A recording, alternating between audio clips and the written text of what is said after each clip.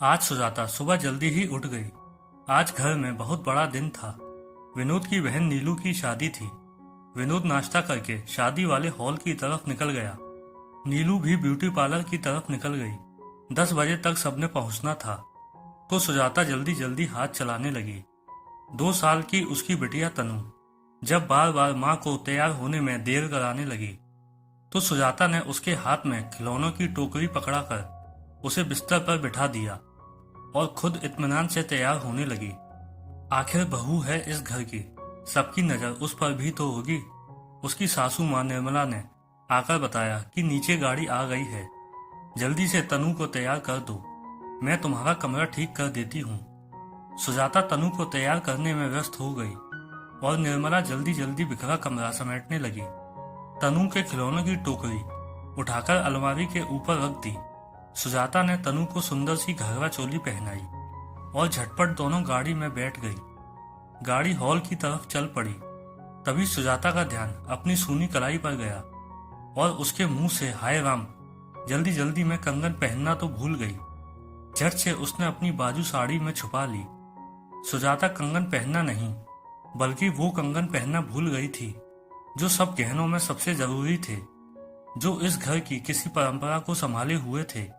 एक धरोहर की भांति एक बहू से दूसरी बहू के हाथ में थमाए जा रहे थे। यह कब से चला आ रहा था, यह तो उसकी सास को भी नहीं पता था। जब वो 4 साल पहले इस घर की बहू बनकर आई, तो उसके हाथ में कंगन देते हुए निर्मला ने कहा था, सुजाता इसे संभाल कर रखना और हर 30 त्योहार शादी ब्याह में पहनना। तब विनोद के पापा जी भी साथ खड़े मुस्कुराते हुए बोले थे, हाँ बहू, सास की बात को पल्लू की गांठ में बांध लेना। बहुत ही खुश प्रकृति के व्यक्ति थे। अभी 2 साल पहले एक दुर्घटना में अचानक से परिवार को अकेला छोड़ गए। माँ जी तो बिल्कुल टूट गई थी। सुजाता ही थी जिसने सास को नहीं, बल्कि सारा घर बड़े अच्छे से संभाल लिया था। जायदाद के नाम पर बस यही एक घर और नीलू की शादी के नाम का एक प्लॉट खरीदा था। बस उससे ज्यादा कुछ नहीं छोड़ कर गए थे। विनोद, जो कि अस्पताल में बतौर एक नर्स की नौकरी करता था, पापा के जाने के बाद विनोद के कंधों पर परिवार के अलावा बहन और माँ के खर्चों की भी जिम्मेदारी आ गई थी। मन से शायद इस जिम्मेदारी के लिए तैयार नहीं था, तो गुस्सैल और चिड़चिड़ा सा हो गया था। सुजाता विनोद के गुस्से से बहुत डरती थी, इसलिए पूरी कोशिश करती थी कि विनोद तक कोई तनाव वाली बात ना ही जाए। एक सुघड़ और समझदार बहू के सभी फर्ज बड़े अच्छे से निभा रही थी। निर्मला भी सुजाता को बहुत प्यार सम्मान देती थी। शादी में पूरा समय सुजाता विनोद और निर्मला से अपनी कलाई छुपाती रही। शाम को शादी से निपटकर घर आकर जब वो अपने गहने डिब्बे में रखने लगी, तो उसकी चीख निकल गई। कंगन डिब्बे में नहीं थे। 2 मिनट सुजाता जैसे पत्थर सी हो गई, फिर जल्दी से खुद को संभाल पागलों की तरह कंगन ढूंढने लगी। कंगन तो कहीं भी नहीं थे। अलमारी, बिस्तर, पलंग के नीचे तनु के खिलौनों की टोकरी, हर जगह निराशा ही हाथ लग रही थी। सुजाता ने झट से कमरे का दरवाजा बंद किया और फूट फूट कर रोने लगी। कंगन अच्छे खासे भारी थे। एक मध्यम वर्गीय परिवार के लिए एक बहुत बड़ा आधार मुश्किल वक्त के सहारे जैसे थे। सुजाता ने अपनी प्यारी सहेली कोमल को फोन कर सारी बात बताई। उसने एक समझदार सहेली की तरह सलाह दी कि जाकर अपने पति और सास को सारी बात बता दो, वो सब मिलकर इस समस्या का हल निकाल सकते हैं। सुजाता विनोद को कैसे बताए, वो तो अपने होठों पर उसका जिक्र लाने से भी डर रही थी। मायके जाकर माँ से भी बात की, तो माँ ने भी यही सलाह दी, परिवार की धरोहर खोई है तुमने, भले ही इसमें तुम्हारी गलती है या नहीं, लेकिन बताना तुम्हारा फर्ज है। दिन बीतते गए। यह रात सीने में दफन उसे हर वक्त सताता रहा। शादी ब्याह त्योहारों पर कंगन भारी हैं, पहनने का मन नहीं कहकर सासू माँ को टालती रही। पति को बताने का कई बार मन भी किया, लेकिन उसके गुस्से, चीखना चिल्लाना, घर में क्लेश, ऐसा ख्याल आते ही उसने खुद को रोक लिया।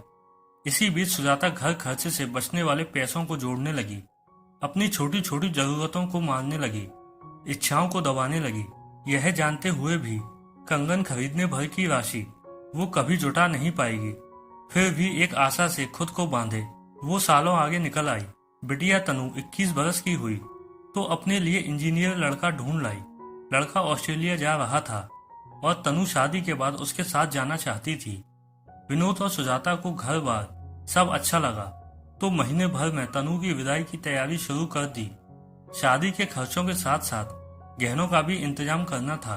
विनोद इस बड़े खर्चे के लिए अभी तैयार नहीं था। बिटिया ने शादी का फैसला उसकी योजना से कुछ पहले ले लिया था। माँ ने सलाह दी, बेटा तू चिंता मत कर, हम वो खानदानी कंगन बेच देंगे। तुम्हारा तो कोई बेटा है नहीं जो आगे बहू आएगी। सुजाता ने जब यह सुना तो उसका शरीर कांपने लगा। बरसों से दबे राज का पर्दाफाश होने जा रहा था। गुनाह के कटघरे में सवालों की बौछार में खुद को देखने लगी। जल्दी कोमल को फोन किया कि घर आजा, आज मुझे तेरी जरूरत है। जल्दी से जाकर जमा किए पैसे भी गिनने लगी। 40,000 ही जोड़ पाई थी। पाई पाई बचाकर इतने बरसों में पैसे हाथ में लेकर खड़ी थी कि तभी जगदीश, जो कि घर की सफेदी पेंट कर रहा था, आकर बोला, दीदी जी आपके कमरे की अलमारी बहुत भारी है, थोड़ा खींचने में मदद करवा दो। सुजाता ने कहा, ठीक है मैं आती हूँ। रुपए हाथ में दबाए सुजाता जगदीश की मदद करने आ गई। दोनों ने मिलकर जैसे ही अलमारी खिसकाई तो सुजाता के चेहरे पर हल्की सी मुस्कान आई। धूल और जाले से भरे नन्ही तनु के कुछ खिलौने अलमारी के पीछे बीच राह में अटके पड़े थे। शायद वो उस टोकरी से गिरे थे जो अक्सर वो ऊपर रखकर हाथ से धक्का देकर पीछे करती थी। जगदीश ने कहा, दीदी जी आप अपना काम कर लीजिए, यह सब मैं साफ कर लूंगा। सुजाता रुपए उठाकर चलने लगी। जगदीश उठाकर चीजें एक तरफ फेंकने लगा।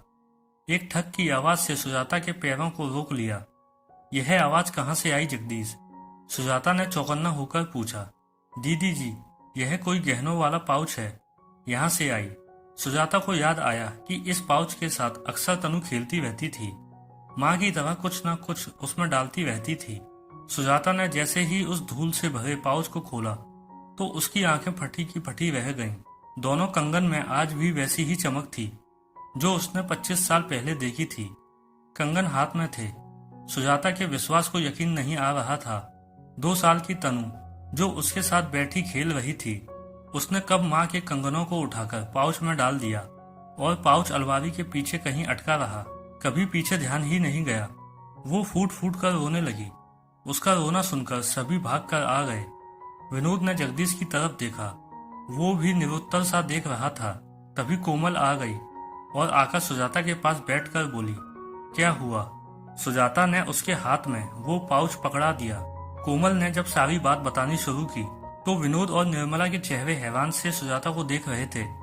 निर्मला ने सुजाता को गले लगा लिया और प्यार करते हुए बोली, पति को ना सही मुझे तो बता सकती थी, कब मैंने तुझमें और नीलू में फर्क किया। विनोद भी अपने गुस्से की वजह से थोड़ा शर्मिंदा दिख रहा था और सोच रहा था, काश उसने गुस्से के साथ साथ पत्नी को विश्वास भी दिया होता। माँ ने कहा, देख लिया अपने गुस्से का परिणाम। सालों तक बहू भीतर ही भीतर घुटती रही। विनोद ने सुजाता को हाथों से उठाकर खड़ा किया और बोला, चलो अभी बाजार चलते हैं और आज तुम्हारे इन जमा किए पैसों से तुम्हारी दबी सभी इच्छाओं को पूरा करते हैं। सास ने बड़े प्यार से सुजाता के हाथ में वो कंगन पहनाकर उसका माथा चूम लिया।